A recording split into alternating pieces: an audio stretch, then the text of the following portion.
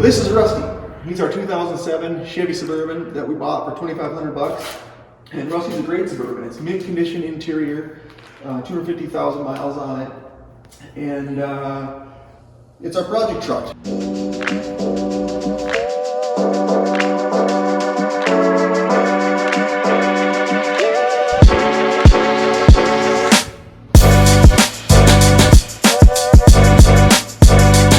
We got wheels, we're going to do a wrap, we're going to do a lift kit on it, but Rusty has a problem. Rusty won't start.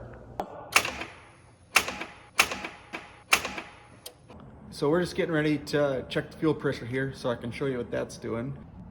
Okay, so we're just going to run the fuel pump. It should go to about 55 PSI and just hold. It's been draining back, which means the check valve ain't working, but it should be enough to start it. Yep, there's 55.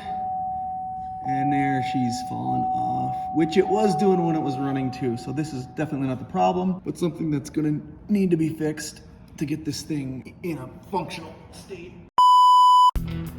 I'm Joe, and if you need wheels or tires, we have a wide selection of off-road wheels and name brand tires at MotorluxOffroad.com. If you like our channel, you can head up there and find wheels and tires and a lot of different accessories, including bed mats, box covers, and leveling kits for your truck. Everything you buy supports what we're doing here, so you can watch our build. Thanks.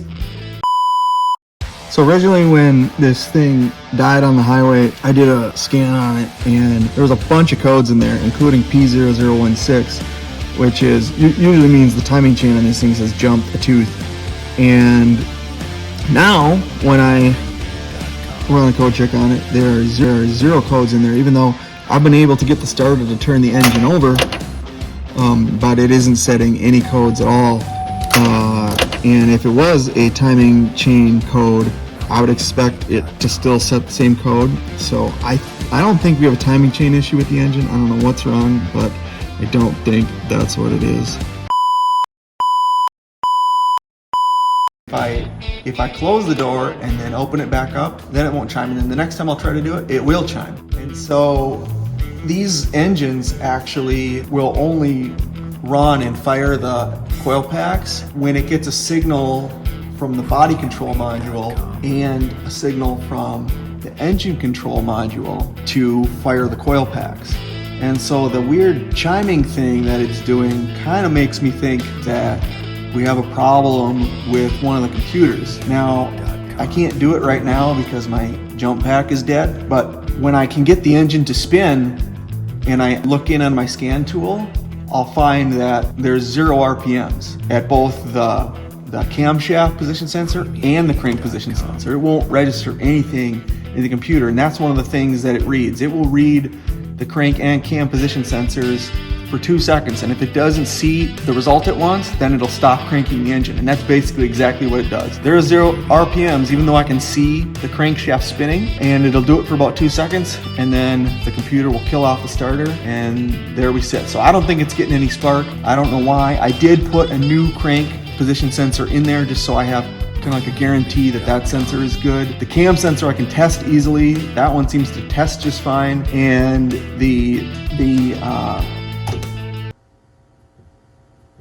stop it.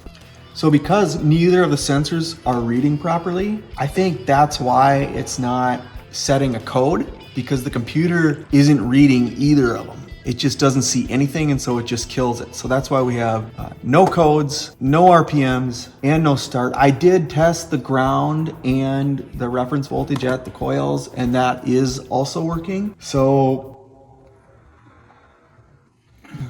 it's possible that the motor's fine and that we just have a computer issue with it, and we'll have to, deal with that shortly. And maybe just putting a motor in it. So I got a motor in it with 0 miles. We'll see what happens. Make sure that you like this video like or subscribe. Make sure you like or subscribe to our video. Subscribe to our channel so you can watch us put a motor in a Suburban and make it awesome.